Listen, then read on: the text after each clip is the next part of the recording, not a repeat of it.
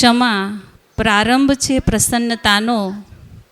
જે હૃદયમાં ક્ષમા ભાવના છે એ જ હૃદયમાં ઈશ્વરના શ્વાસ ધબકે છે. ક્ષમા નમ્ર વ્યક્તિનું આભૂષણ છે.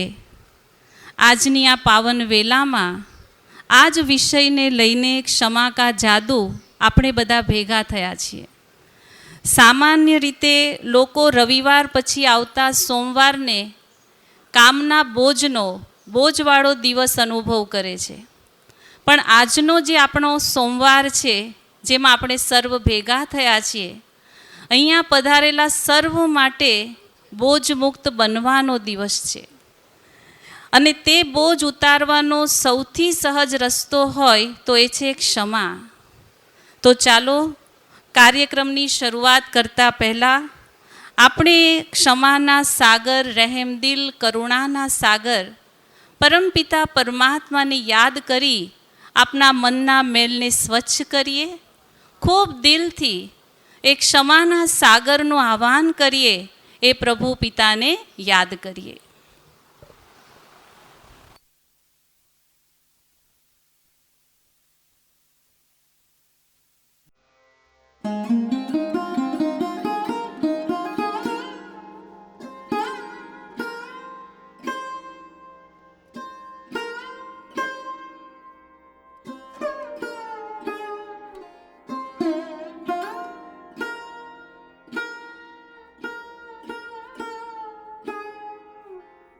ભારતીય સંસ્કૃતિ એ અતિથિ દેવો ભવની સંસ્કૃતિ છે. સ્વાગત અને સન્માનની સંસ્કૃતિ છે. તો સ્નેહ, સૌરભ અને સુંદરતાનો સમન્વય એવા પુષ્પથી સ્વાગત કરવા માટે આવી રહ્યા છે બ્રહ્માકુમારી બહેનો. સર્વ સ્ટેજના મહાનુભાવોનું સ્વાગત કરશે બ્રહ્માકુમારી પાર્વતીબેન.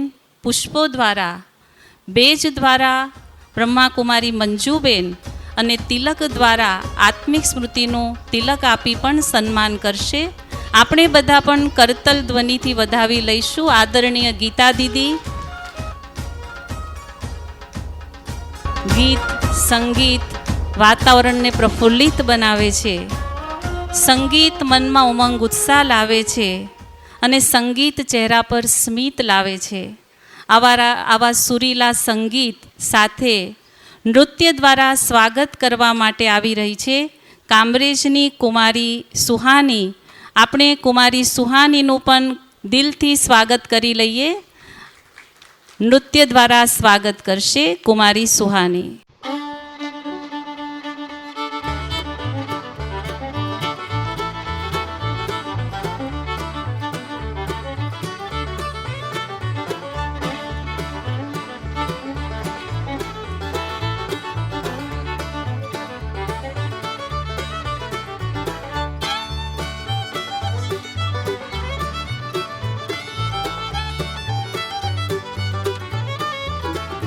ખૂબ ખૂબ અભિનંદન કુમારી સુહાનીને. આપણે બધા જ કરતલ ધ્વનિથી એમને વધાવી લઈશું.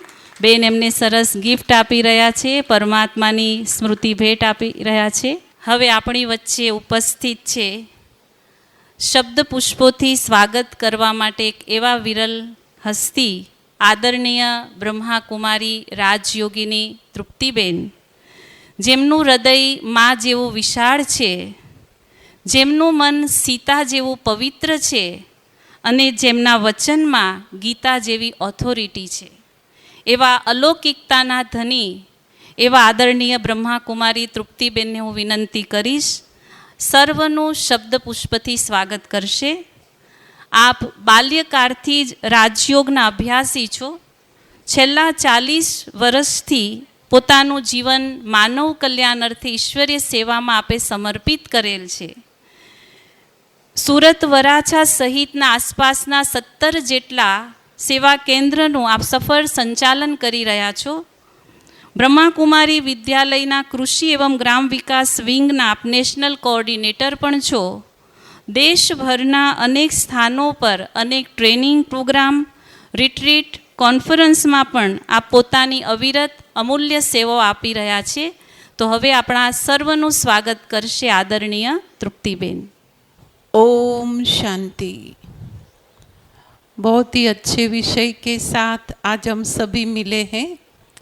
संसार के अंदर देखा जाए तो दिन प्रतिदिन सुविधाएं, साधन, संपत्ति और अनेक प्रकार के सुख के उपकरण बढ़ते ही जा रहे हैं, लेकिन इन सब के बढ़ावे के साथ साथ हम सब देख रहे हैं कि परिवार टूटते जा रहे हैं, संबंध खूटते जा रहे हैं। स्नेह का तो जैसे कि अकाल पड़ गया हो, ऐसा वातावरण दुनिया के अंदर हम देख रहे हैं। आज उन सभी का समाधान देने के लिए प्रजापिता ब्रह्मा कुमारी ईश्वरीय विश्वविद्यालय द्वारा ये एक मानवीय और व्यवहारिक विषय पर आध्यात्मिक चर्चा का कार्यक्रम रखा गया है। अगर आज के इस प्रोग्राम को हम सभी ने आत्मसात कर लिया, अर्थात स्वीकार कर लिया, निश्चित समझ लीजिए कि संपत्ति के साथ साथ शांति बढ़ेगी, साधनों के साथ साथ सुख बढ़ेगा, सुविधाओं के साथ साथ सन्मति बढ़ेगी। ये निश्चित है। एक बार अगर हम जिंदगी के अंदर किसी की भी गलती को माफ़ करना सीख जाए तो ये कला न सिर्फ उस व्यक्ति के प्रति अच्छी है, लेकिन हमारे प्रति बेहतर है। हाँ, हमारे लिए वो कला अति उत्तम है, क्योंकि भूल दूसरे करते हैं और जब हम दिल के अंदर उस भूल का धुआं, नेगेटिविटी संभाल करके रखते हैं तो निश्चित समझ लीजिए कि उसकी कितनी नकारात्मक असर हमारे न सिर्फ मन के ऊपर लेकिन पूरे ही शरीर के ऊपर होती है, वायुमंडल पर पड़ती है। और इसकी बहुत ही सबसे खराब और नेगेटिव इफेक्ट पूरे के पूरे हमारी पीढ़ी के ऊपर, संतानों के ऊपर हो रही है। आज इन सब का निवारण देने के लिए हम सभी के सामने यह विषय प्रस्तुत हुआ है। ये कला हम सभी को आपस में जोड़ने का काम करेगी।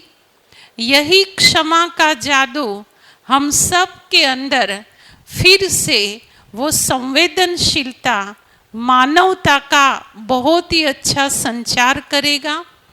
तो ये कला सिखाने वाले परम कृपालु परमात्मा शिव को आज हम सभी इस सभा के अंदर तहे दिल से, बहुत ही प्यार से इस धरा के ऊपर अनुभव करते हुए पहले हम उसका स्वागत करें।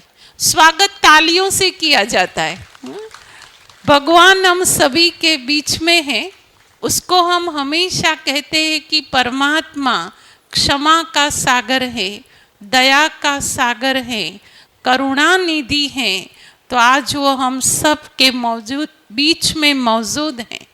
उसकी उपस्थिति का एहसास ही हम सभी को यहाँ पर एकत्रित करने के लिए निमित्त बना है।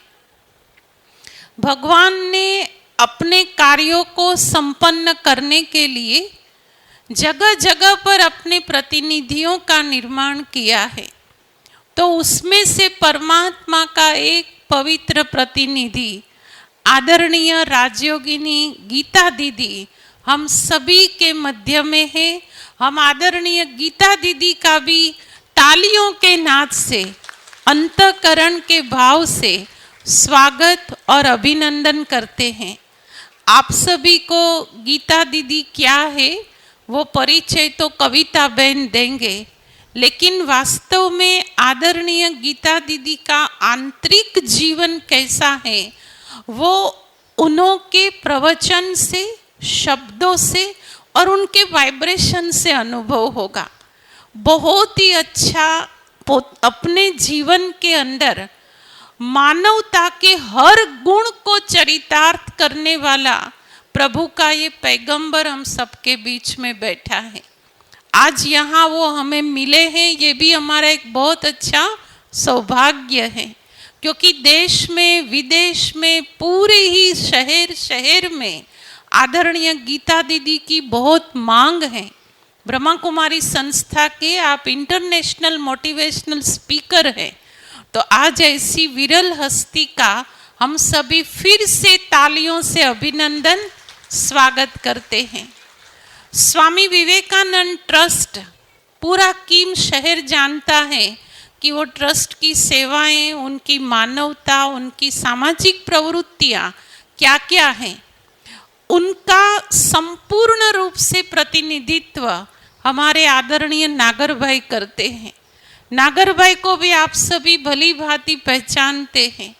स्वामी विवेकानंद जी के जीवन के अनेक सद्गुणों को अपने आप के अंदर कार्यान्वित करने की कला वो भगवान ने आप में भरी है।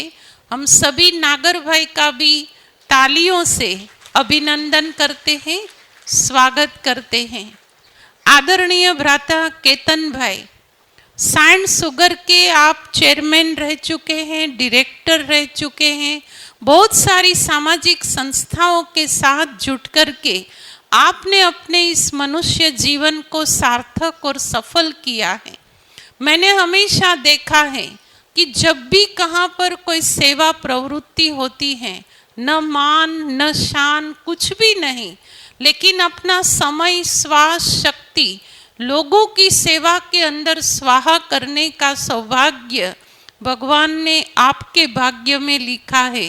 हम सभी केतन भाई को भी तालियों के नाद से, अंतःकरण के आवाज से आज अभिनंदन स्वागत करते हैं। आदरणीय भ्राता किरीट भाई पटेल, पूर्व प्रमुख श्री गुजरात राज्य प्राथमिक शिक्षण संघ के, आप भी हमारे मध्य में बैठे हैं। शिक्षाविद तो है ही हैं, माँ सरस्वती के उपासक होने के साथ साथ अनेकों के राहबर हैं। किरीट भाई का भी हम तालियों से स्वागत और अभिनंदन करते हैं। ज्ञान शक्ति विद्यालय के प्रिंसिपल आदरणीय मुकेश भाई भी हम सभी के बीच में हैं। जब भी समय प्रति समय कोई भी शैक्षणिक सेवाएं होती हैं, आपका हाथ, साथ और सहकार सदा हमारे साथ रहता है। आपका भी हम तहे दिल से अभिनंदन स्वागत करते हैं। आप सभी जो हमारे निमंत्रण को मान दे करके यहाँ पहुँचे हैं, चालू दिवस है, अनेक कारोबार भी हैं, फिर भी भगवान के घर का आमंत्रण है, परमात्मा का हम सभी को आदेश मिला है। तो ऐसी श्रद्धा और विश्वास के साथ आप सभी जो यहाँ पधारे हैं, आप सब का भी स्वागत, अभिनंदन, अभिवादन। ओम शांति। આદરણીય તૃપ્તિબેનનું પણ આપણે ખૂબ ખૂબ દિલથી કરતલ ધ્વનિથી સ્વાગત કરીશું। સ્વાગત हो, स्वागत हो। जिंदगी की राहों में मुस्कुराना सीख लो, हर किसी को दिल से अपनाना सीख लो, मिट जाते हैं सारे गिले सिकवे पल भर में, बस एक बार सबको क्षमा करना सीख लो। तो ચાલો, જ્યારે દિલમાં ક્ષમાનો દીપક પ્રગટે છે, ત્યારે જીવનમાં સુખ અને શાંતિનો પ્રકાશ ફેલાય છે। તો આપણે બધા સાથે મળી દીપ પ્રાગટ્ય દ્વારા આપણા દિલમાં ક્ષમાનો દીપક પ્રગટાવીએ। હું સ્ટેજના સર્વ મહેમાનોને નિવેદન કરીશ, આગળ આવી દીપ પ્રજ્વલન દ્વારા આ કાર્યક્રમને આગળ વધારીએ। આદરણીય ગીતા દીદી, આદરણીય તૃપ્તિબેન તેમજ સર્વ સ્ટેજના મહાનુભાવો આગળ આવશે। સાથે આ પવિત્ર ક્ષણે એક જ સંકલ્પ કરી આપણે બધા પણ સાથે મળી હું મારા દિલમાં ક્ષમાનો દીપક પ્રગટાવું છું, હું દરેકને દિલથી માફ કરું છું, માફ કરીશ અને મારા જીવનને પ્રકાશમય બનાવીશ। નમ્રતાબેન પણ સ્ટેજ પર પોતાનું સ્થાન લેશે। दिल का अंधियारा मिटाए। ओम शांति, ओम शांति, ओम शांति, ओम शांति, ओम शांति, ओम शांति। एक दिया दिया आओ दुआ का हम जलाएं, रोशनी से दिल का अंधियारा मिटाएं। हर दिशा हर द्वार पर हो वो दिवाली, हर दिशा हर द्वार નમ્રતાબેન પણ આગળ આવશે. दिवाली, प्यार का हम ऐसा सिलसिला चलाएं, प्यार का सिलसिला हम चलाएं। एक दिया દીપકની જ્યોત માફક આપણું જીવન પણ સદા પરોપકાર અને શાંતિનો પ્રકાશ ફેલાવતું રહે એવો સંકલ્પ કરતા રહીએ. આજથી હું દરેકને માફ કરીશ. હું મારા જીવનમાં સુખ અને શાંતિનો અનુભવ કરાવીશ.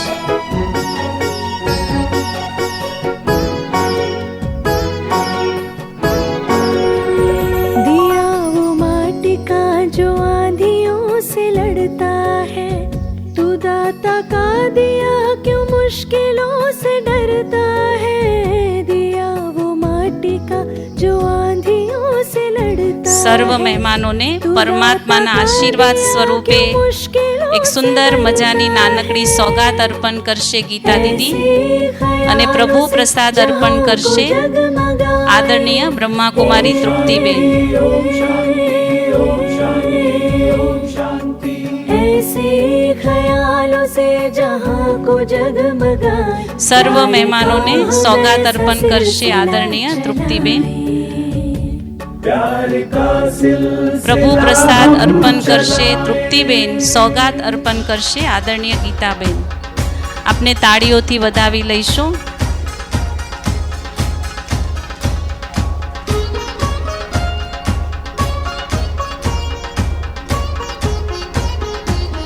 સર્વ મહેમાનો વારંવાર આ જ રીતના બ્રહ્માકુમારી વિદ્યાલયના કાર્યક્રમમાં આવતા રહો એવું આપણે નિવેદન.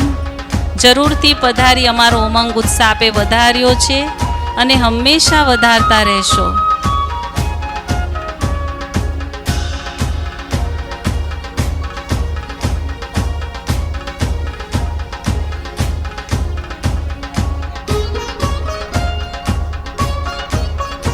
આપની તાળીઓનો ગડગડાટ પરમાત્મા સુધી અવાજ પહોંચે.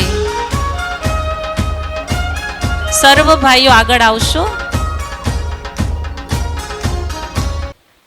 बदला लेकर खुश होना तो बस कुछ पल की बात है, पर किसी को माफ़ करके खुश होना जिंदगी भर की बात है. हाँ, ક્ષમા એ હાર નથી, એ તો આત્માની સૌથી મોટી જીત છે. આજનો આપનો વિષય છે ક્ષમા કા જાદુ. ક્ષમા કા જાદુ. આજે આ વિષયને લઈને આપણી વચ્ચે પધારેલા આદરણીય રાજયોગીની બ્રહ્માકુમારી ગીતાબેન, જેમની વાણીમાં એવી મીઠાશ છે, આપ સાંભળશો, એટલી મીઠાશ છે કે જે દિલને સ્પર્શી જાય અને મનના ભારને હળવું કરી દે. આપ વર્તમાન સમય રાજસ્થાન ભીનમાલ તેમજ તેમની આસપાસના અનેક સેવા કેન્દ્રોનું ખૂબ સરસ સફળ સંચાલન કરી રહ્યા છો. ખૂબ નાની ઉંમર, 15 જ વર્ષની ઉંમરે આપે પોતાનું આ જીવન ઈશ્વરીય સેવામાં સમર્પિત કરેલ છે. આપે વેલ્યુ એજ્યુકેશન અને સ્પિરિચ્યુઅલિટીમાં ડિપ્લોમા પણ કરેલ છે. આ પ્રખર વક્તા છો. જ્યારે આપ સાંભળશો ત્યારે આપ અનુભવ કરશો. આપ રાજયોગ પ્રશિક્ષણ, તણાવ મુક્તિ મેનેજમેન્ટ, યુવા સશક્તિકરણ, સંપૂર્ણ ગ્રામ વિકાસ જેવા અનેક વિષયોના કાર્યક્રમો દેશ અને વિદેશની અનેક યુનિવર્સિટી, કોલેજ તેમજ કોર્પોરેટ સેક્ટરમાં જઈને કરી રહ્યા છો. પોતાની ખૂબ સુંદર સેવા દેશ વિદેશમાં આપ આપી રહ્યા છો. આપને પોતાની સેવાઓ બદલ અનેક એવોર્ડ્સ પ્રાપ્ત થયા છે. ભીનમાલ ક્ષેત્રમાં આજ સુધી 138થી પણ વધારે સ્વાસ્થ્ય તપાસ શિબિરનું આપે આયોજન કરેલ છે. વિચાર કરો, જેમાં હજારો લોકોએ ભાગ લીધો છે, હજારો લોકોએ એના દ્વારા પ્રાપ્તિ કરી છે. આપે જૈન દર્શન પર પણ વિશેષ ગહન અભ્યાસ કરેલ છે. તેના પર પ્રવચન, સેમિનાર અને પર્યુષણ કાર્યક્રમમાં પણ આપ સેવા આપતા રહો છો. આજે આપણે ખરેખર આદરણીય બેને જેમ કીધું તે પ્રમાણે ખૂબ ભાગ્યશાળી છે કે આદરણીય ગીતાબેન જેવા અનુભવી આત્માનું માર્ગદર્શન, ખૂબ સુંદર વિષય ક્ષમાનો જાદુ એ વિષય પર આપણે આજે ખૂબ સુંદર વક્તા આદરણીય ગીતાબેન પ્રાપ્ત થયા છે. તો ખૂબ ધ્યાનથી, એકાગ્રતાથી, શાંતિથી મોબાઈલ જો હોય તો એને થોડી વાર માટે સ્વિચ ઓફ કરી ખરા હૃદયથી આ વાતોને સાંભળીશું તો જીવનમાં સદૈવ માટે પ્રસન્નતાનો અનુભવ કરી શકીશું. આદરણીય ગીતા દીદી.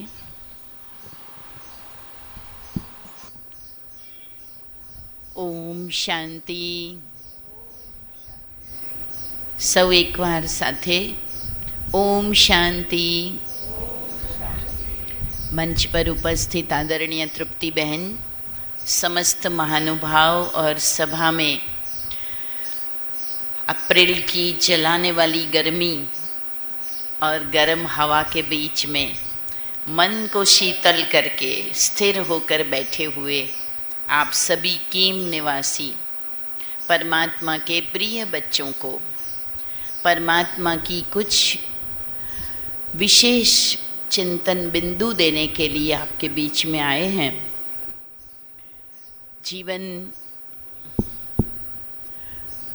जीवन एक सुंदर यात्रा है जिसमें के एक पड़ाव यानी अभी के जन्म को तो हम जानते हैं कि ये मेरा जन्म है, ये एक इस यात्रा का पड़ाव है.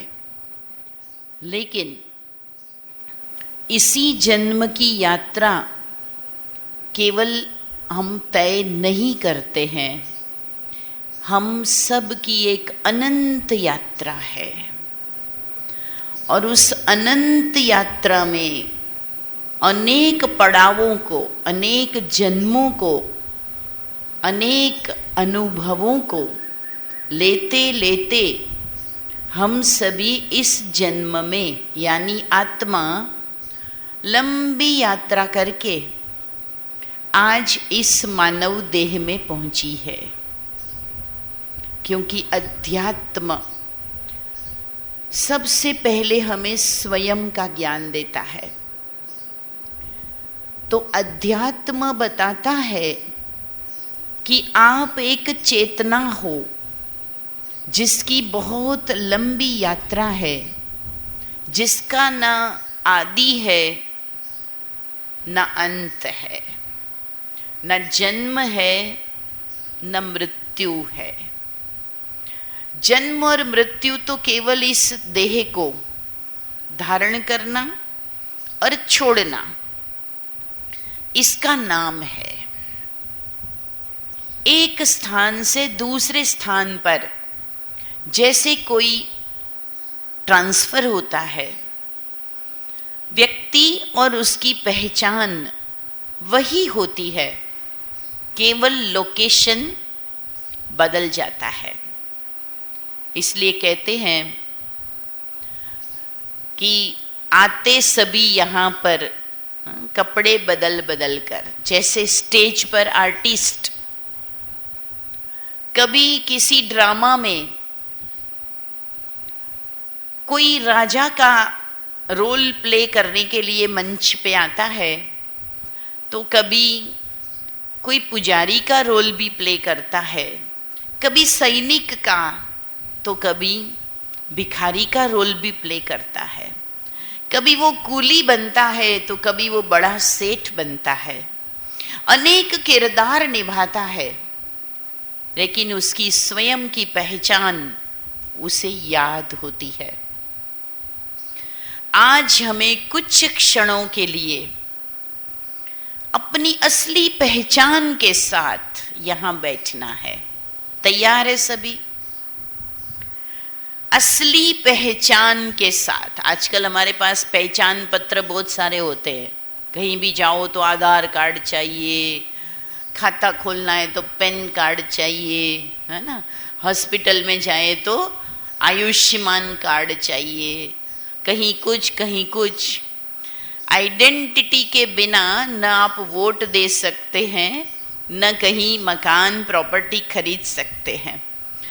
तो ये एक जन्म की तो आइडेंटिटी, परिचय, ये तो हमें रट के पक्का हो गया है कि ये मेरा नाम है, ये मेरी आयु है, ये मेरा एड्रेस है।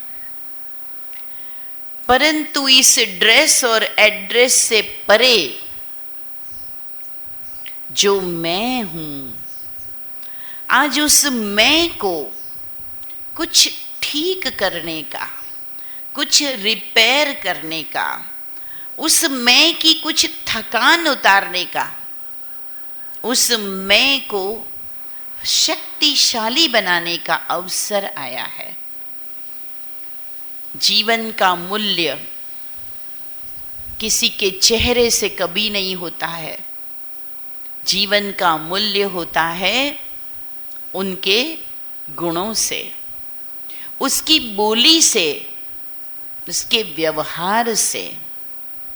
वरना कितना भी अच्छा चेहरा किसी का हो, 10-20 मिनट उनके साथ आप बिता लो और आपका अपमान हो जाए, आपको इग्नोर कर दिया जाए, आपके साथ मिठास की बात न हो, तो वो सुंदर दिखने वाला चेहरा 10 मिनट के बाद ही सुंदर लगना बंद हो जाता है। जैसे कागज के फूलों से खुशबू नहीं आती, ऐसे चेहरे की बनावट से किसकी भी दुआएं नहीं मिलती है। आज करुण वास्तविकता ये है कि हम जितना चेहरे को, शरीर को, अपने ड्रेस और एड्रेस को ठीक करने में जीवन बिता लेते हैं, उतना ध्यान हमारा उन मूल्यों पर, उन आंतरिक सौंदर्य पर नहीं जा रहा है, जिसको कहते हैं कि ये दुनिया ऐसी है, समय ऐसा है कि जहां बाहर तो बहुत उजाला है, लेकिन अंदर अंधेरा गहरा होता जा रहा है। मनुष्य के पास अनेक चीजें हैं, धन है, वैभव है, साधन है, सुविधा है, लोग मिले हैं, पोस्ट मिली है, डिजिग्नेशन है, क्वालिफिकेशन है, परंतु अभाव किस चीज का है? कहते हैं कि मनुष्य अभाव में, चीजों के अभाव में तो जी लेता है, चीजों के अभाव में तो लोग जी लेते हैं, पर जहां स्वभाव का अभाव होता है वहां जीना बहुत कठिन लगता है। कहते हैं भगवान का दिया सब कुछ है, लेकिन वो प्रेम, वो शांति, वो मिलनसार अपनापन, वो आज हमारे घर और परिवारों में बढ़ रहा है कि घट रहा है? क्या कहेंगे? दिल पर हाथ रख के जरा चेक करो। जो प्यार, जो अपनापन, जो सम्मान एक दूसरे के साथ हमें जोड़ के रखता था, जो प्राचीन काल में हमारे देश ने दुनिया को सूत्र दिया, वसुधैव कुटुंबकम, कि इस वसुधा यानी इस पृथ्वी पर बसने वाला हर प्राणी मात्र, हर व्यक्ति हमारा परिवार है। कितनी विशाल भावना हमारे संस्कृति में हमें सिखाई गई। लेकिन परिवार या घर कैसे बनता है? ईंट और सीमेंट और सरिये से जो बनता है वो तो मकान होता है। लेकिन मकान घर कब कहलाता है? मकान अलग है, घर अलग है। मकान इस स्थूल बिल्डिंग को, ढांचे को कहते हैं, लेकिन घर हम उसको कहते हैं जहां कोई अपना होता है। शाम को जब घर लौटे तो कुछ आंखें ऐसी होती है जो हमारा इंतजार कर रही होती है, कुछ हाथ ऐसे होते हैं जो सदा हमें दुआ देने के लिए उठते हैं। मेरे सुख में सुखी और मेरे दुख में दुखी होने वाले लोग जहां होते हैं उसे घर कहते हैं। आज हम अपने घरों की स्थिति देखें तो हमारे पास पहले घर खुले होते थे, कमरे ज़्यादा होते नहीं थे, छोटे थे घर। आज घर बड़े हैं, बड़े सुविधा वाले हैं, लेकिन दिल बड़ी हुई है, छोटी हो गई है।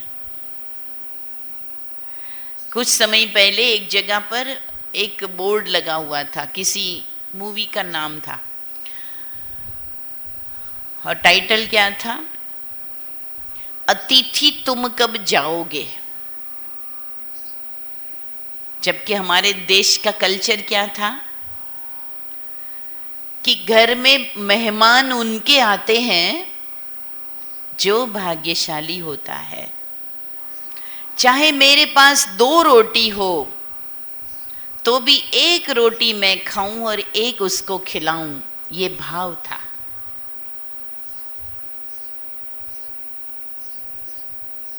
कहते भी है, भगवान को जब याद करते हैं कि साईं इतना दीजिए जामे कुटीर सुहाए, आप भी भूखा न रहूं साधु भी भूखा न जाए।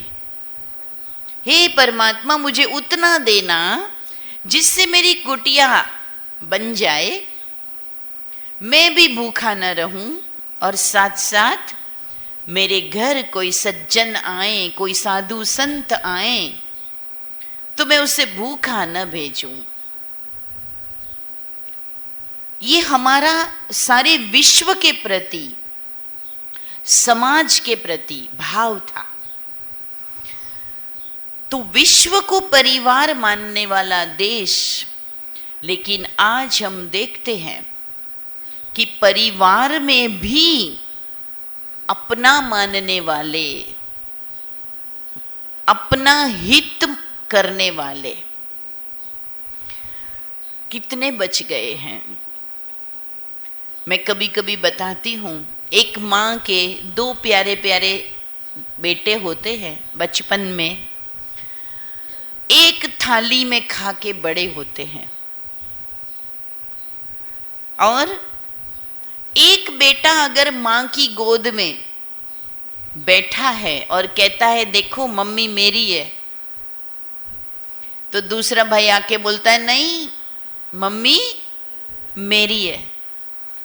तो बचपन में लड़ाई होती है, माँ मेरी है, माँ मेरी है। लेकिन 20-25 साल के बाद वही दोनों भाई जब लड़ते हैं तो उनके शब्द क्या होते हैं? माँ तेरी भी तो है, वो दूसरा बोलता है तेरी भी तो है, थोड़ा तू कर, थोड़ा मैं करूं। कहते हैं एक कुआं 4 कुओं को भरता था। लेकिन समय बदलता है तो 4 कुएं मिलकर एक कुएं को भर नहीं पाते हैं। एक मां जवानी में पति चला गया, किसी के घर के बर्तन मांजकर, पराए घर के काम करके भी वो अपने 4 बच्चों को बड़ा करती है। वो जननी होती है। इसलिए कहते हैं कि श्री राम को भी जब कहा गया कि लंका पर आपने विजय प्राप्त कर ली है, इतनी सोने की लंका है, तो अब आप यहाँ रहो, यहाँ के राजा बनो। कितनी मेहनत की आपने, रावण को आपने परास्त किया है, अब आप यहाँ रह जाओ, यहाँ के राजा बन जाओ। तब श्री राम ने क्या कहा था कि मैं यहाँ का राजा कभी नहीं बन सकता, मुझे तो मेरी जन्मभूमि में लौटना है। जननी जन्मभूमिश्च स्वर्गादपि गरीयसी। जननी और जन्मभूमि मेरे लिए स्वर्ग से भी बढ़कर है। ये हमारे आदर्श, जिनका हम मंदिरों में दर्शन करने जाते हैं, रामायण रामचरितमानस के पाठ पढ़ते हैं, कथाएं सुनते हैं, उनके द्वारा ये आदर्श स्थापित किए गए थे। लेकिन आज उसी देश में वृद्धाश्रम खुलते हैं तो ये दुख की बात है। वृद्धाश्रम में जब कोई अपने बूढ़े माता पिता को भेजता है तो मैं कई बार बहुत कहानियां सुनती हूँ, देखती हूँ। एज ए स्पिरिचुअल काउंसलर मेरे पास बहुत केस भी आते हैं, तो लोग कहते हैं क्या करें, मम्मी का स्वभाव ऐसा है, हमारे साथ सेट नहीं होता। ये बूढ़े लोग हैं ना, चुप नहीं रहते, उनको रखना, उनको संभालना बड़ा मुश्किल है। बार बार पूछते हैं, एक ही बात रिपीट करते हैं। और आज की नई उम्र की बहन बेटियों को, बहुओं को जब भी घर से निकले, आंगन में खटिया पर बैठी हुई सास पूछती है कहाँ जा रही हो, और हर बार जवाब देना पड़े ये भी भारी लगता है। हर बार मुझे पूछते हैं कहाँ जा रही हो, कब आओगी, मुझे तो फ्रीडम चाहिए, ये टक टक नहीं चाहिए। सुनते हैं ना? लेकिन अगर वो बार बार पूछते हैं, इसका मतलब वो आपकी स्वतंत्रता खत्म नहीं कर रहे होते हैं। लेकिन जब उन्हें पता चलता है कि आप कहीं मार्केट में गए हैं, कोई काम करने गए हैं, तो वो घर बैठे 2 हाथ जोड़कर ऊपर वाले की प्रार्थना करते बैठते हैं कि मेरे बच्चे जहाँ भी जा रहे हैं उनका काम हो जाए, वो सुरक्षित रहें, वो सुख से वापस आ जाए, उसकी दुआ करते हैं। आप घर पे नहीं लौटो तो उनके गले एक निवाला नहीं उतरता है, वो माँ बाप होते हैं। और जिस दिन ऐसे प्यारे माँ बाप को कोई घर से वृद्धाश्रम में भेजता है, तो मैं एक बात कहती हूँ बहुत युवाओं को कि जिस दिन तुम्हारे घर के माता पिता वृद्धाश्रम गए, उस दिन से समझ लेना कि तुम्हारा घर भी घर नहीं रहा, तुम्हारा घर अनाथ आश्रम हो गया। वो तो गए वृद्धाश्रम में और अब तुम रहोगे अनाथ आश्रम में, क्योंकि तुम्हारे सिर पे हाथ रखने वाला अब कोई नहीं रहा। तुम्हारा इंतजार करने वाला, तुम्हारे लिए प्रार्थना करने वाला, तुम्हें दुआ देने वाला घर में कोई नहीं है, तो तुम्हारे जैसा अभागा कोई नहीं है। भाग्यशाली वो होते हैं जिन पर माता पिता का हाथ होता है। लेकिन आज इन दृश्यों को जब हम देखते हैं, तब मैं एक बात और कहती हूं कि अगर वो भूल जाते हैं और बार बार एक ही बात पूछते हैं, थोड़ी देर के बाद फिर पूछेंगे, है ना, बुढ़ापे में ऐसा हो जाता है, तो याद करना कि जिस दिन आपने ABCD का A लिखना शुरू किया था, तो क्या पहले दिन में A लिख दिया था? कितनी बार गलती की थी, कितनी बार स्कूल जाने के लिए मना करते थे आप, फिर भी वो प्यारी माँ कभी समझा के, कभी फुसला के, कभी कान पकड़ के आपको आपके भविष्य को बनाने के लिए स्कूल ले जाती थी।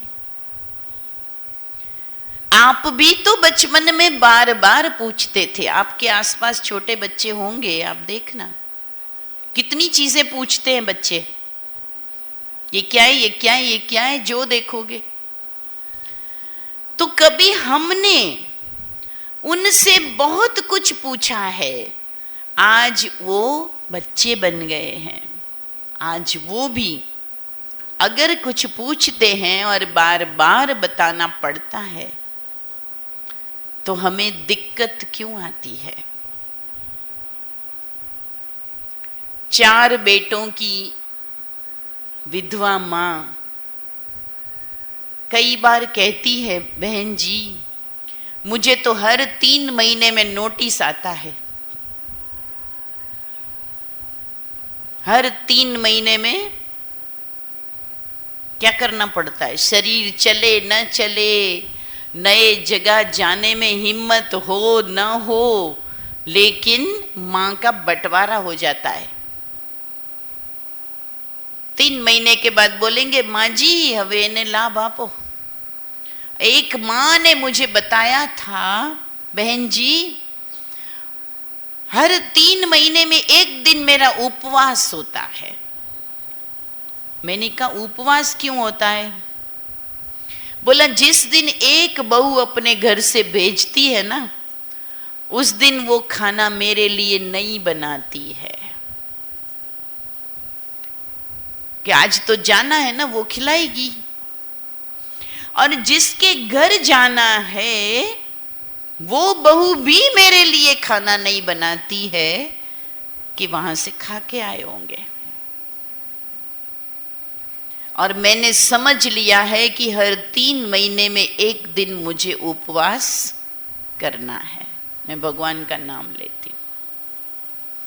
अरे ऐसी ऐसी माताएं हैं जिनको रेलवे स्टेशन या बस स्टैंड पर बेटा लेकर के आया, बेंच पर बिठा के पोटली पकड़ा के बोला मैं टिकट लेके आता हूं, और कभी भी नहीं आया। ऐसे चौराहे पर माता पिता को छोड़ने वाली कई घटनाएं हो रही है।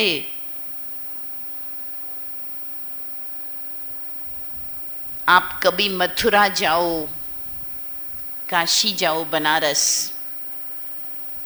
अयोध्या जाओ, धाम तो ईश्वर के हैं, लेकिन वहां हजारों ऐसी महिलाएं, ऐसे बूढ़े पुरुष बैठे हैं जिनको उनके बच्चों ने ऐसे छोड़ दिया और कभी वापस लेने बुलाने नहीं आए। अब वो छोटी छोटी कोठरियों में किसी के दान का खाती है, भगवान के मंदिर की माला बना के 2 पैसा कमाती है, या मूर्तियों के छोटे छोटे वस्त्र बना के अपना पेट भरती है। ऐसी 1-2 नहीं, मैं आपको आंकड़ा बताती हूं। अकेले मथुरा में ऐसी 14,000 जितनी महिलाएं, बूढ़ी माताएं बैठी है। क्या दृश्य है, सोचो हमारे यहाँ का।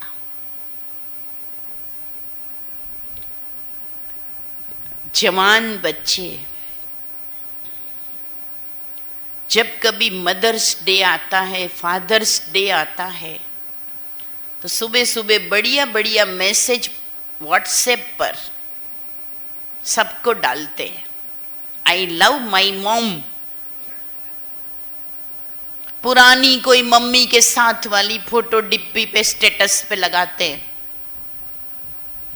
पूछने जाओ तो पता चलता है मां घर में नहीं है।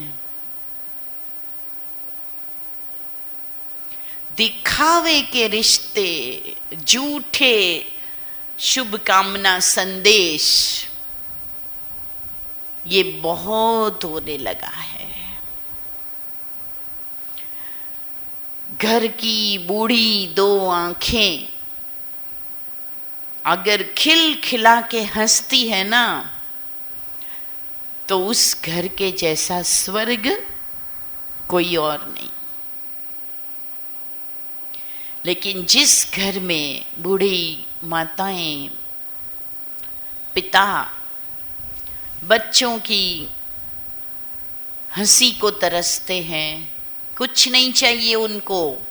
मैंने ऐसे ऐसे माँ बाप देखे हैं जिनको सरकारी पेंशन आता है ना, कहीं 1100 आता है, कहीं 1500 आता है, वृद्धावस्था पेंशन, वो भी अपने बच्चों को दे देते हैं कि मुझे क्या करना है बेटा, जिंदगी भर तो सब कुछ दिया ही दिया। वो पेंशन भी बच्चों को देने को तैयार है, पर एक ही चीज चाहते हैं, बेटा थोड़ी देर मेरे पास बैठो ना, बेटा थोड़ी मेरे से बात करो ना। हम अपने मोबाइल पे कितने ही दोस्तों से बातें करते, चैटिंग करते, किट्टी पार्टी में जाते, समाज सोसाइटी में जाते, लेकिन घर में उन आत्माएं जिन्होंने हमें जीवन दिया, शरीर दिया, पाला पोसा, हमें सूखे में सुलाया और खुद गीले में सोए। आपने गीत तो सुना होगा, हमने बचपन में हमारी कविता आती थी, हतो हूँ सुतो पारणे पुत्र नानो, रड़ू छेक तो राखतू कोण छानो, मने दुखी देखी दुखी कौन था तू, कौन था तू, महाहेत वाणी दयाड़ी ज मातू। जो कभी भी बच्चों का बुरा सोच भी नहीं सकते, चाहे बेटा लात मार के गया हो, लेकिन जब घर से गुस्से में बेटा निकलता है ना, तो वो बूढ़े माँ बाप हाथ जोड़ के थे, भगवान ये कहीं गाड़ी का एक्सीडेंट न कर दे, उसकी रक्षा करना, भले उसको लात मार के गया है। ऐसे घर के पहले तीर्थ, जिसको कहा मातृ देवो भव, पितृ देवो भव, ये पहले प्रथम देवता है। इस रूप में ही सही उनको हम कितना आदर देते हैं, ये आज महसूस करना, अपने आप से पूछना। अगर जाने अनजाने इन रिश्तों में हमने भावनाओं की कदर नहीं की है, हमने उनके निस्वार्थ प्रेम की कदर नहीं की है, उनके दिल को दुखाया है, कभी उनकी बातों को ठुकराया है, कभी उनका अपमान किया है, कभी कुछ अपशब्द बोला है, कभी उनका ध्यान न देके बेपरवाही दिखाई है, तो आज दिन आया है सच्चे दिल से क्षमा मांगने का। क्योंकि कहते हैं क्षमा मांगना किसी के भी पत्थर दिल को भी पिघला देता है। सॉरी केवल एक छोटा सा शब्द नहीं है, उसके लिए मन के अहंकार को झुकाना पड़ता है, उसके लिए बड़ी दिल करके पिछली बातों को डिलीट करना पड़ता है। कई कहते हैं कि हमारे बुजुर्ग ही नहीं भूलते, हम तो भूल जाएं।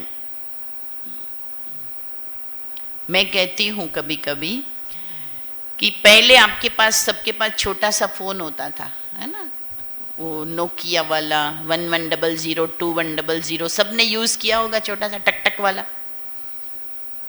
उससे पहले कैसे फोन होते थे? घुमा घुमा के उंगली दुख जाती थी, ऐसे देखा है ना। और अभी आप सबके पास, नए जमाने के लोगों के पास कौन सा फोन है? स्मार्टफोन, एंड्रॉइड, टच करो केवल। अच्छा, जब कोई पुराने मैसेज बहुत इकट्ठे हो जाते हैं तो पहले के जो फोन की सेटिंग होती थी उसमें उस मैसेज को डिलीट करना भी बहुत मुश्किल काम था। एक एक मैसेज को ओपन करो फिर डिलीट, फिर दूसरा मैसेज ओपन करो फिर डिलीट, ऐसे करना पड़ता था। और अब ये जो हमारे पास स्मार्टफोन है ना, उसमें क्या होता है, 500 मैसेज पड़े हैं, select all, touch, delete all. तो मैं कभी कभी कहती हूँ बहुओं को, क्योंकि ज्यादा समस्याएं कहाँ आती है, समझ रहे हैं आप।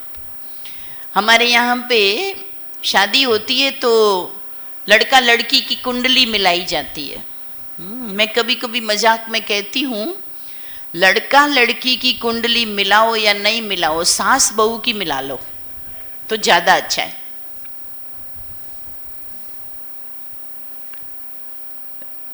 तो घर और परिवार ज्यादा टिक जाएंगे।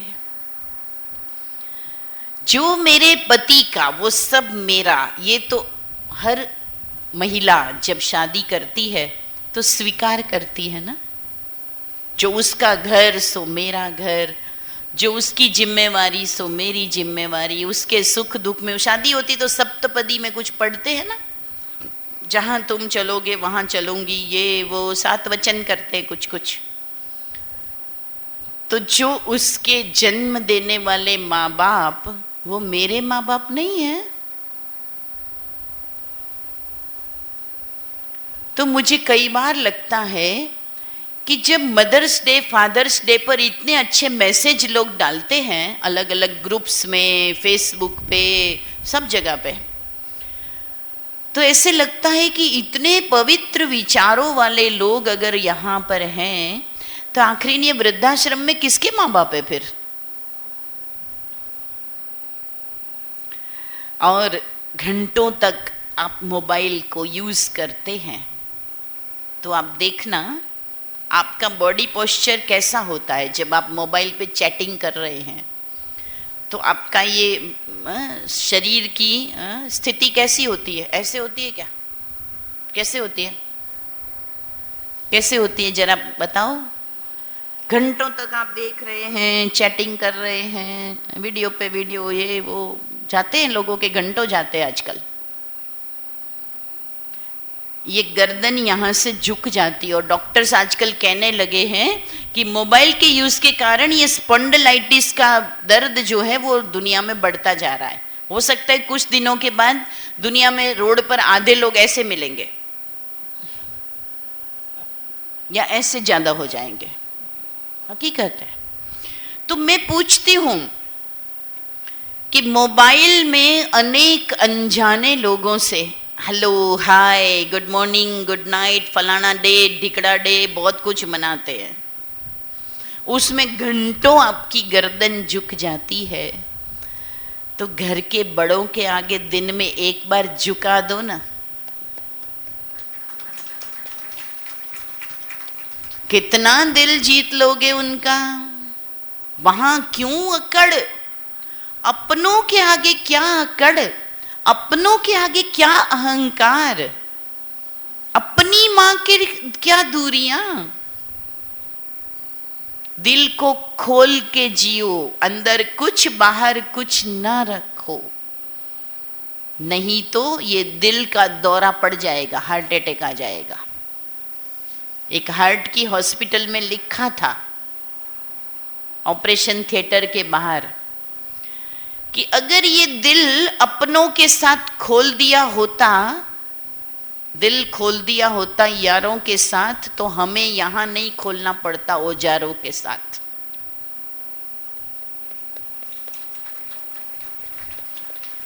गांठे बांध बांध के अंदर रखी है, पुरानी बातें बांध बांध के अंदर रखी है। हमारी ये माताएं ज्ञान सुनने आती है कई बार, तो हम बोलते आज क्या कहा परमात्मा ने, आज की वाणी में क्या सुना। तो क्या कहते, बहन जी हमें याद नहीं रहता, सुनते हैं तो बहुत अच्छा लगता है लेकिन याद नहीं रहता। हम बोलते क्यों याद नहीं रहता, बोले अभी हमारी याददाश्त इतनी है, बुद्धि कमजोर हो गई, दिमाग कमजोर हो गया। लेकिन मैं धीरे से उनको पूछती हूं कि आज से 20 साल पहले आपके घर में जब भाई भाई अलग हुए, जब बंटवारा हुआ संपत्ति का, जमीन का, सब, उस दिन क्या क्या हुआ था। तो वो 75-80 साल की माता जी को भी वो सब याद होता है।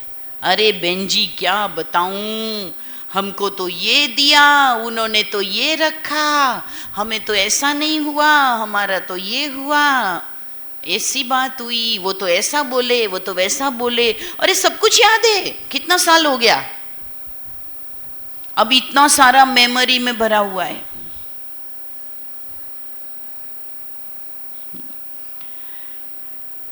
तो अगर डिलीट नहीं करोगे तो क्या होगा, मोबाइल भी जाम हो जाता है, हैंग हो जाता है, और कोई नया फोटो, नई चीज आप कर नहीं सकते हैं। स्क्रीन पर मैसेज आ जाता है, no space, please delete some files, जगह नहीं है, कुछ डिलीट करो, खाली करो, मेमोरी भर गई है, मेमोरी फुल। होता है कि नहीं होता। तो वहां तो डिलीट मारना कर लेते हो, लेकिन यहां कितने सालों का कितना सारा याद रख रख के कड़वी बातें, और वो भी अच्छी बातें तो भूल भी जाते हैं। ज्यादा याद क्या रहता है, क्या ज्यादा याद रहता है, मेरे साथ अन्याय हुआ, मेरे को गुस्सा किया, मैंने ये सहन करना पड़ा, मेरे ये त्याग करना पड़ा, मेरा अपमान हुआ, ये सब बहुत याद रहता है। और वो सब गांठे बांध बांध के रखी। तो मैं कहती हूं अगर बड़े बुजुर्ग भूल नहीं भी पाते हैं या कोई बात बार बार रिपीट भी करते हैं, तो ये समझो वो टक टक वाला फोन है, उनको डिलीट करने में टाइम लगेगा।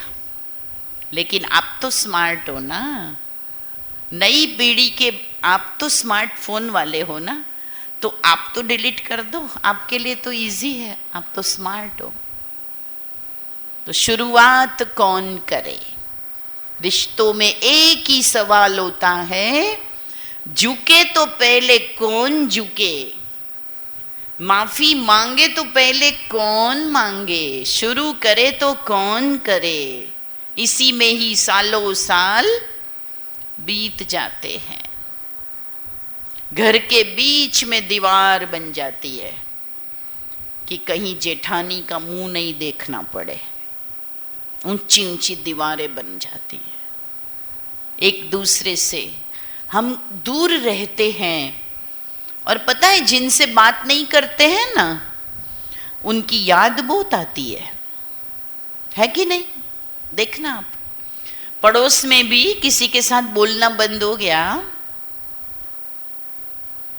कुछ कारण से, तो चलते फिरते खिड़की से उससे देखेंगे तो उसको ही, क्या कर रही है अभी, क्या कर रही है, अच्छा किसी से बात कर रही है, मेरी बात कर रही होगी, ध्यान वहीं जाता है। भूल तो पाते नहीं हो, पर वो नेगेटिव बातों को लेकर के याद करते हो और दूरियां रखते हो। इससे तो आओ आज हम सारी दूरियां मिटा दे, सारी दीवारें गिरा दे और सब एक हो जाए। इसके लिए क्षमा बहुत बड़ा वैल्यू है जिसको हमें धारण करना होगा। क्षमा क्या है क्या नहीं, आप गूगल पे पढ़ लोगे, बहुत सारी चीजें लिखी हुई है। प्रैक्टिकल में मुझे करना क्या है। गुजराती में भी कहावत है, હા પસ્તાવો વિપુલ ઝરણું સ્વર્ગથી ઉતર્યું છે, પાપી એમાં ડૂબકી મારી पुण्यशाली बने छे। ये ऐसा झरना है कि पापी एक बार क्षमा मांग ले, भगवान भी पिघल जाता है, सब रिश्ते अच्छे हो जाते हैं। थोड़ा सा मुस्कुराना है, थोड़ा सा झुकना है, थोड़ा सा प्रेम से बोलना है, थोड़ा सा गले मिलना है, थोड़ा सा माफ करना है, थोड़ी सी माफी मांगनी है। इसलिए कहते हैं करना है दिल को साफ तो कर दीजिए सबको माफ। किसी ने कुछ भी किया मेरे जीवन में, मेरे तन को, मन को, धन को, मेरे भाव को, मेरे रिस्पेक्ट को आंच आई, तकलीफ हुई, पर आज तो मैं ठीक हूं ना। तो बीती बातों को लेके आज अगर अंदर कड़वाहट को भर के रखेंगे तो वर्तमान भी हमारा अच्छा नहीं गुजरेगा, और वर्तमान अच्छा नहीं तो भविष्य क्या होगा। कहते ना आज उगाएंगे तो कल खाएंगे, आज उगाया ही नहीं है तो कल क्या खाएंगे। छोटा सा उदाहरण एक लास्ट में देती हूँ। एक बार एक मल्टीनेशनल कंपनी में काम करने वाला बड़ा ऑफिसर युवा शाम को घर लौटा, आकर के उसने अपनी पत्नी को बोला कि मैं ना भूल गया था, अभी आते समय मेरे कलीग ने मुझे याद दिलाया, आज तो एक किसी की वेडिंग एनिवर्सरी है, शादी की सालगिरह की पार्टी है और एक 5 स्टार होटल में पार्टी रखी है और डिनर भी वहीं करना है, तो तुम जल्दी से तैयार हो जाओ। अब कोई भी बहनों को सबसे प्रिय 2 ही काम होते हैं, एक तो खाना बनाने से छुट्टी मिल जाए और दूसरा तैयार होके बाहर जाना। दोनों ही चीज पसंदीदा है बहुत। आखिरी इतने कपड़े इतनी चीजें कब पहनेंगे ना। तो फटाफट तैयार हो गई। 5 साल का बच्चा अपना, 5-6 साल का, उसको भी जल्दी जल्दी तैयार कर दिया। अभी पति थोड़ा सा अपने रूम में तैयार हो रहा था, बाहर आई, फिर याद आया कि घर में ड्राइंग रूम में सोफे पे बूढ़ी सासू माँ भी तो थी। अब हम तो खाना वहाँ खाएंगे और पार्टी में जा रहे हैं तो उस हिसाब से बढ़िया तैयार भी हो गए। अब इनके लिए खाना कौन बनाए। अब दोबारा किचन में जाए इतना तैयार होने के बाद। तो बहू ने सोचा पति अभी अंदर है, मैं सासू को समझाती हूँ। तो बड़े प्यार से कहती है, माँ जी हम तो इस शहर में नए नए आए हैं, हमें भी पूरा सब लोग नहीं जानते और आपको तो कोई भी नहीं जानता है, तो आप ऐसा करो ना, हम तो जा रहे 5 स्टार होटल में, हमारा तो खाना वहाँ है, तो आप यहाँ घर के बाजू में जो राम मंदिर है वहाँ राम रोटी शाम तक सब इकट्ठी होके आती है, लाइन में सबको मिलती है। एक दिन आप वहाँ ले लो, पेट ही तो भरना है। सास ने भी समझ लिया, तो जब घर में रिमोट कंट्रोल मेरे हाथ में नहीं है तो ज़्यादा क्या सोचना है भाई, ठीक है बेटा आप लोग जाओ। निकल पड़े। रास्ते में वो जो बेटा था वो अपने स्कूल की बातें कर रहा था अपनी मम्मी से। मम्मी मम्मी मेरी स्कूल में टीचर ने बोला तुम बहुत अच्छा पढ़ते हो, तुम अच्छे नंबर लाओगे, अच्छे परसेंटेज लाओगे। हाँ बेटा तुम तो बहुत अच्छे हो। मम्मी फिर बड़ा हो के मैं बढ़िया बढ़िया बोर्ड एग्ज़ाम में भी अच्छे नंबर लाऊंगा, फिर मुझे नौकरी मिलेगी ना। हाँ बेटा तुम्हें तो बढ़िया नौकरी मिलेगी, तुम बड़े ऑफिसर बनोगे। मम्मी मम्मी फिर मैं बहुत पैसा कमाऊंगा। तो मम्मी कहती हाँ बेटा तू तो बहुत पैसा कमाएगा। मम्मी फिर मैं एक बड़ा सा घर बनाऊंगा। तो मम्मी कहती हाँ बेटा जरूर बढ़िया घर बनाना। तो वो बेटा धीरे से बोलता है मम्मी पता है मैं घर कहाँ बनाऊंगा, जहां पास में राम मंदिर होगा ना वहां बनाऊंगा।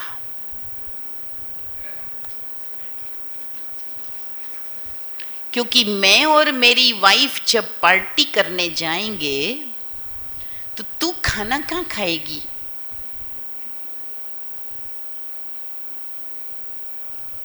वो समझ गई। आप जो भी कुछ करते हैं ना वही आपका भविष्य है। आपके बच्चों को कोई शिक्षा मुंह से देने की आजकल कोई जरूरत नहीं है। वो वही करते हैं जो आपके अंदर देखते हैं। आज आपने अपने बड़ों के साथ प्रेम पूर्ण व्यवहार किया, नम्रता रखी, मधुर शब्द बोले, मान रखा, सेवा की, तो बच्चा ऑटोमेटिक सीखता है कि मुझे भी जब मेरे माता पिता बूढ़े होंगे तो सेवा करनी होगी, मुझे इनका मान रखना होगा, मुझे इनका ध्यान रखना होगा। लेकिन जब बच्चों के सामने आप ही उनका अपमान करते हैं, किसी का भी, उनका ही क्यों, आप पड़ोसी से लड़ते हैं, बच्चा भी वही करेगा। आप गाली बोलते हैं, बच्चा भी। आप रोज सवेरे उठ के भगवान के सामने आधा घंटा बैठ के प्रार्थना करते हो, दिया बत्ती करते हो, बच्चा भी अपने आप सीखता है। इसलिए कहते हैं कि आचरण से बड़ा कोई शिक्षक नहीं होता। सबसे बड़ी शिक्षा है अपने आचरण से सिखाइए। तो अपने बुढ़ापे को सुरक्षित करना हो तो अपने वर्तमान में जो बड़े बुजुर्ग हैं उनका आज से, अभी से सम्मान कीजिए। तब आपका घर स्वर्ग बनेगा। घर में आने वालों को बढ़िया मिठाई खिलाओ न खिलाओ, लेकिन प्रेम जरूर मिलना चाहिए। हमारे ऊपर माता पिता के तो एहसान होते ही है, हमारे ऊपर प्रकृति के भी बड़े एहसान है। तो जब भी थाली सामने आती है, भोजन करते हो, तो उस प्रकृति माँ को भी धन्यवाद करना न भूलें। उस किसान को भी धन्यवाद करना न भूलें जिसने गर्मी सर्दी सब कुछ सहन करके इस अन्न को उगाया है। उस किचन में खाना पकाने वाली महिला को भी धन्यवाद करना न भूलें कि जिसने बड़े चाव से आपके लिए भोजन बनाया है। जितना क्षमा भाव है उतना ही धन्यवाद का भाव है। धन्यवाद करना नहीं जानते हैं तो उनको फिर वो दिन आते हैं कि जब क्षमा मांगनी पड़ती है। हर एक का धन्यवाद करना शुरू करें। शिकायत करना बहुत सहज होता है, लेकिन शुक्रिया करना उससे भी ज़्यादा सहज है। सहज है। रोज शुक्रिया करना शुरू करें। सवेरे उठते ही जमीन पर पैर रखते हो, धरती माँ का शुक्रिया करें। कितना बोझ उठाती है हम सबका, कितना फल फूल उगा के हमारा पेट भरती है माँ धरती। धन्यवाद करें। अपने इस तन को देखो, इस शरीर का भी धन्यवाद करो। ये भी प्रकृति का मिला हुआ है। कई लोग अपने शरीर को भी कोसते रहते हैं, मेरा शरीर ऐसा ही है, मेरी हाइट बराबर नहीं है, मेरा ये बराबर नहीं है, मेरा वो बराबर नहीं है। मैं जैसी भी हूँ अपने आप को स्वीकार करो, धन्यवाद करो। इस तन के लिए भी परमात्मा का शुक्रिया करो। अपने मन के लिए भी परमात्मा का शुक्रिया करो कि जिसने हमें सोचने की शक्ति दी है। मेरा मन कितना अच्छा है, जो प्रभु में भी लगता है, जिसने पढ़ाई भी की, जिसने इतना अच्छा दुनिया को देखा। धन जो भी प्राप्त है, जितना भी प्राप्त है, उस धन को भी धन्यवाद करो। कभी किसी का धन देखकर अपने धन को कम मत समझो। दूसरों का सुख देखकर अपने सुख को कम मत समझो। जिसको कहते हैं किसी का महल देखकर अपनी झोपड़ी को जलाना नहीं चाहिए। अगर मैं झोपड़ी में भी हूं तो मेरी झोपड़ी भी स्वर्ग है। अगर कोई महल में है तो वो वहां सुखी है, जो भी परमात्मा ने दिया है। जिन्होंने मुझे आज तक कभी अपमानित किया, कभी दुख दिया, कभी धोखा दिया, उनका भी धन्यवाद करो, क्योंकि उसने मुझे बहुत सारे पाठ पढ़ाए। जो परिस्थिति है वो पेपर है, और पेपर हमेशा क्या होता है, हमें अगली क्लास में ले जाने के लिए परीक्षा होती है, हमारी उन्नति के लिए परीक्षा होती है। तो जिस किसी ने भी मुझे तकलीफ दी है उनका भी धन्यवाद करो। जिन्होंने सुख दिया, मदद की, उनको तो कभी भी मत भूलो। ऐसा न करना कि सुख तो ले लिया, मदद तो ले ली और बाद में उसको भूल गए। कर्ज होता है हमारे ऊपर जब कोई हमारी मदद करता है। हमें भी समय आने पर उनकी मदद जरूर करनी चाहिए, उतारना चाहिए कर्ज। तो भूमि का भी कर्ज है, प्रकृति का भी कर्ज है, परमात्मा जिसने इतना सुंदर मानव जीवन दिया उनका भी हम पर बहुत बड़ा एहसान है। उनको भी हमें प्रतिदिन याद करना चाहिए। परमात्मा की रची हुई इस दुनिया में हमें कुछ न कुछ अच्छा करके जाना है, कुछ खराब करके नहीं जाना है। चलिए हम धर्मशाला नहीं बना सकते, चलिए हम बड़े स्कूल नहीं बना सकते, हम कोई प्याऊ नहीं खोल सकते, पर कम से कम हम अच्छा सोचें तो भी इस दुनिया में हम अच्छा वातावरण तो बना सकते हैं। आज जो लोग धूम्रपान करते हैं, मद्यपान करते हैं, जो लोग बहुत ज़्यादा प्लास्टिक का कचरा इधर उधर फेंकते हैं, आप देखना उसके भी बहुत नुकसान है। आज सरकारें भी कह रही है स्वच्छता रखो, तो हमारी जिम्मेदारी है कि हम स्वच्छता रखें, हम अच्छे काम करें, हम अपने आसपास का ध्यान रखें। मैं एक बार एक पशु चिकित्सा कैंप में मुझे अतिथि बनाया था, मैं वहाँ पर गई थी, तो मैं थोड़ा सा लेट पहुँची तो एक ऑपरेशन शुरू हो गया था। एक गाय का ऑपरेशन हो रहा था, अच्छी खासी गाय माता जिसको बोलते हैं। कल बहुत बड़ा एक अभियान चलाया गया, आज गाय माता को राष्ट्रीय पशु, राष्ट्र माता, गौ माता घोषित करने के लिए बहुत लोग हस्ताक्षर अभियान चला रहे, साधु संत चला रहे। तो उस गाय के पेट से 42 किलो प्लास्टिक निकला था। 42 किलो प्लास्टिक, बस वो मरने वाली थी, लेकिन वो समय रहते उसका ऑपरेशन हुआ। ये कूड़े कचरे में प्लास्टिक कौन फेंकता है? कौन फेंकता है? हमें पता ही नहीं है कि हम क्या कर रहे हैं। ऐसे जाने अनजाने हम प्रकृति का, पशु प्राणियों का, जीव जंतुओं का कितना नुकसान करते हैं। धूम्रपान करने वाला हवा में कितने नुकसान करता है। आपके घर में एक व्यक्ति सिगरेट पीता है, घर के सभी लोगों के श्वास के अंदर उसका जो धुआं है वो बीमारी लाने का कारण बनता है। हमें इन चीजों पर भी सोचना चाहिए। बहुत गलतियां की है, तभी तो संसार में आज प्रकृति प्रदूषित हो गई, मानव में अंदर इतनी बीमारियां आ गई।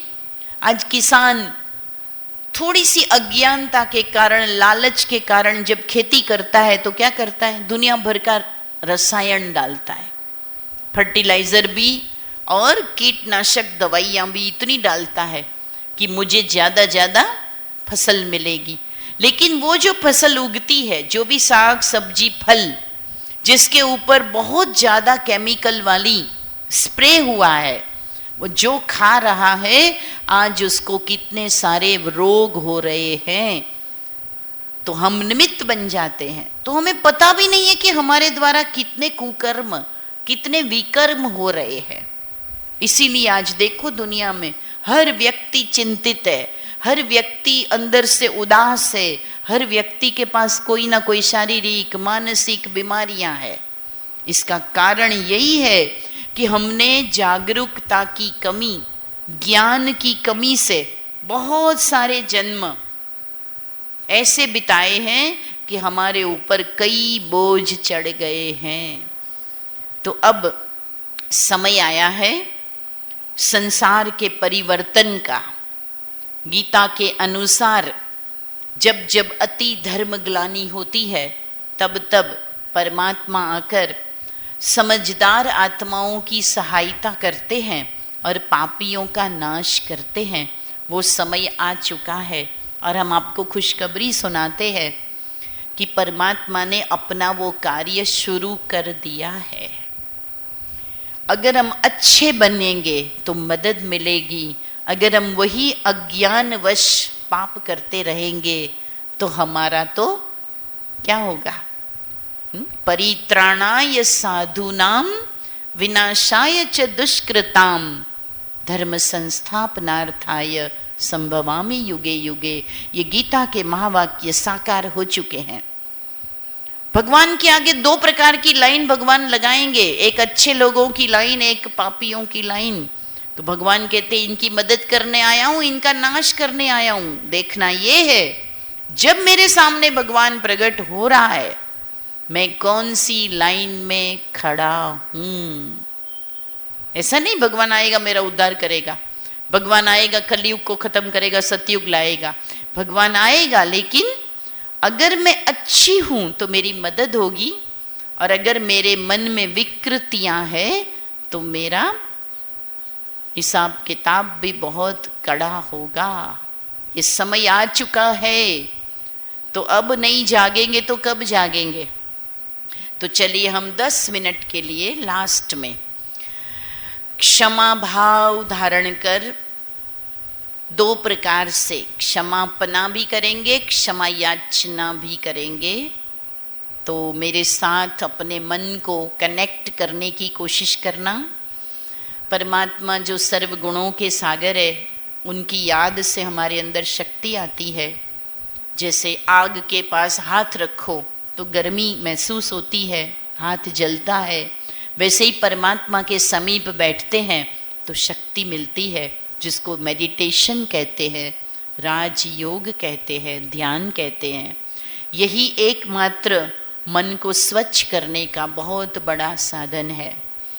तो चलिए हम सभी, जैसे घर में सत्यनारायण की कथा होती है तो घर को स्वच्छ करते हैं, घर में माता की चौकी बिठानी हो तो घर में सफाई करते हैं, दिवाली पर लक्ष्मी की पूजा करनी होती है तो पहले कोने कोने की सफाई करते हैं, तो आज हम सभी संकल्प लें कि मेरे घर को मुझे स्वर्ग बनाना है, मेरे घर में सुख शांति लानी है, मुझे स्वयं भी खुश रहना है, शांत रहना है। तो अभी हम पहले सफाई जरूर कर लें अपने मन की। तो चलिए थोड़ी सी कोशिश करना, बोलने की ज़रूरत नहीं है। जो हम आपको कमेंट्री दे रहे हैं उसके साथ अपने मन को जोड़ना। सीधे होके बैठे, दोनों हाथ जुड़े हुए हों। मैं मस्तक के मध्य एक ज्योति स्वरूप अजर अमर अविनाशी शक्ति हूँ। देखें खुद को, शरीर तो नाशवान है, मैं आत्मा हूँ अजर अमर अविनाशी। बहुत शांत हूँ, पवित्र हूँ। मुझे मानव देह मिली है। मेरा ये जन्म बहुत ही सुंदर, भगवान से मुझे सुंदर देह मिली, सुंदर मन मिला। जो भी संपदा, संबंध, परिस्थितियाँ, साधन, सुविधा मिली है, इन सब के लिए अपने को भाग्यवान महसूस करें। भगवान का, परम कृपालु परमात्मा का, जो इस धरती से परे, आकाश से ऊपर उस मुक्ति धाम, निर्वाण धाम के निवासी है।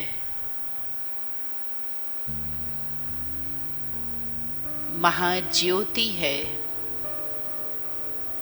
उन्हें सच्चे दिल से आज धन्यवाद करें। प्रभु, आपने मुझे आज का ये अवसर दिया, आपने मुझे जीवन दिया। जाने अनजाने आपके दिए हुए तन से, मन से, धन से, वाणी से मैंने आपकी सृष्टि में कोई गलती की, विकर्म किया, प्रकृति और मनुष्यों का नुकसान किया, दुख पहुंचाया, तो मैं आज सच्चे हृदय से प्रभु आपका क्षमा प्रार्थी हूँ। मुझे क्षमा करे। मैं अज्ञान के अंधकार में न जाने क्या क्या करता रहा, अभिमानवश न जाने कौन कौन से दुखदाई कर्म किए। लेकिन आज मैं संकल्प करती हूँ कि आने वाले समय में, बची हुई जिंदगी में मैं आपसे शक्ति लेकर, गुण धारण कर, समझदार बन मेरा हर दिन, हर घड़ी व्यतीत करूंगी। जन्मदाता माता पिता से, चाहे वो यहाँ हो, चाहे वो शरीर छोड़ के जा चुके हो। मात पिता रूपी महान आत्माओं को आज याद करके सच्चे दिल से क्षमा मांगे। हे जीवन के दाता, आपने हमें पाला पोसा, कितने कष्ट सहे, और मैंने जाने अनजाने आपके उन उपकारों को भुला दिया और दुख पहुंचाया। तो मैं आत्मा आज सच्चे दिल से आपसे क्षमा मांगती हूँ। प्रकृति के पांचों तत्वों को हाथ जोड़कर क्षमा मांगे। हे प्रकृति, जल देवता, वायु देवता, वरुण देवता, धरती माता, आकाश पिता, आप सभी का मैंने जाने अनजाने कोई नुकसान किया, मैं आपका भी क्षमा प्रार्थी हूँ। अपने कोई भी संबंध में हमने कभी नाराज होकर, रूठ कर, कड़वे वचनों का प्रयोग कर किसके भी दिल को ठेस पहुंचाई, तो आज सच्चे दिल से उन सब को अपने मन पटल पर याद कर क्षमा मांगे। कोशिश संपूर्ण रूप से अभी करेंगे कि अब हर रिश्ता मधुर रखेंगे, मीठा बोलेंगे।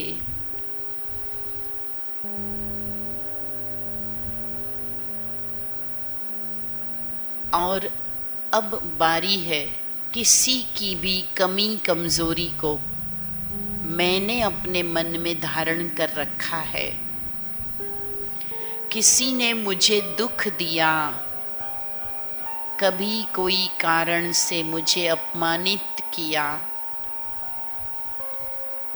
और आज भी मेरे मन में कोई वैर भावना है,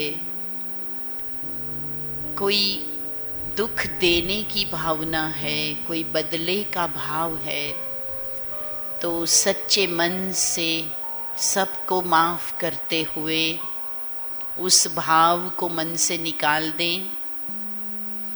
सुंदर संध्या का समय है, मंदिरों में घंटियां बज रही है, आराध्य देवों की आरती हो रही है।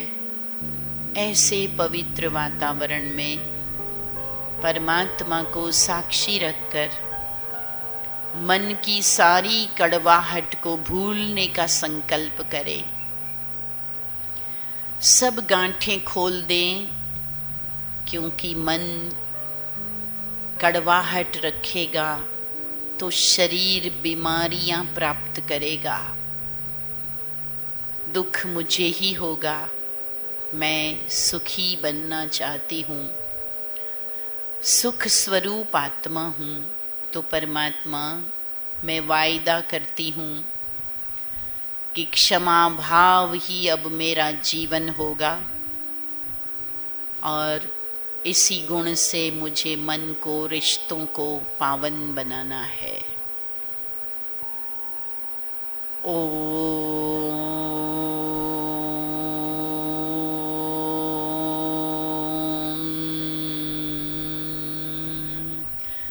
शांति।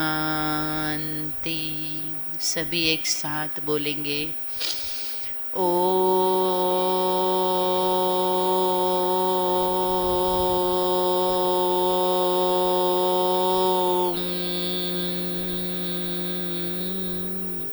शांति शांति शांति। ઓમ શાંતિ. ખૂબ ખૂબ બેનનો ધન્યવાદ. ક્ષમા એ ફક્ત કોઈ વિષય નથી, પરંતુ જીવનને બદલાવી નાખે એક એવી દિવ્ય શક્તિ છે.